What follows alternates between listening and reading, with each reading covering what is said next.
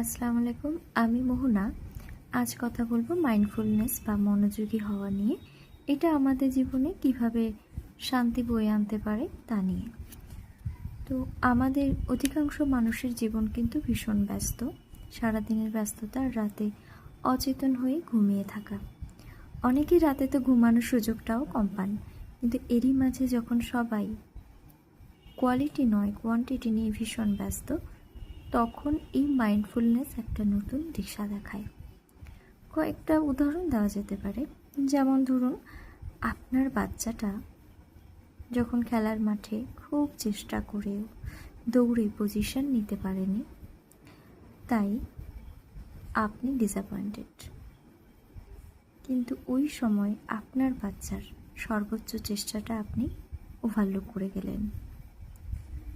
যেমন ধরুন সারাদিনের বেশ অনেকটা সময় জুড়ে আপনার স্ত্রী আপনার জন্য সুস্বাদু রান্না বানিয়ে সার্ভ করলেন, আপনি খেলেন, তিনি জিজ্ঞেস করলে ভালো হয়েছে বলে প্রশংসাও করলেন, কিন্তু আল্লাহকে শুকরিয়া আদায় করতে ভুলে গেলেন।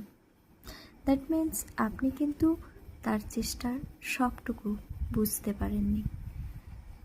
আরও উদাহরণ দেওয়া যেতে পারে, ধরুন আপনার কাছের মানুষটি ভীষণ অসুস্থ, আপনি তাকে ভালোই বাসেন, তাই তার জন্য ওষুধ আনলেন, ঠিকই খাইয়েও দিলেন, কিন্তু যখন সে বলছে তার অসুস্থতার কথা, সেটার কারণ খুঁজতে আপনার মন চাইল না। এরকম এর চেয়েও জোরালো আরও অনেক উদাহরণ দেওয়া যেতে পারে। এখানে আপনার ত্রুটি নেই বললেই চলে, কিন্তু যদি খেয়াল করে মনে করে আরেকটু মনোযোগ দেওয়া যায়, তাহলে আরও অনেকটা উপলব্ধি করতে পারতেন আপনি। আর হ্যাঁ, এখানে আর একটা জিনিস খুব ইম্পর্ট্যান্ট, তা হলো আপনি কি পাচ্ছেন তার কাউন্টিং বন্ধ করা, তবেই সবটুকু উপলব্ধি করা সম্ভব। এবং তার ফলে কী হতো বলুন তো?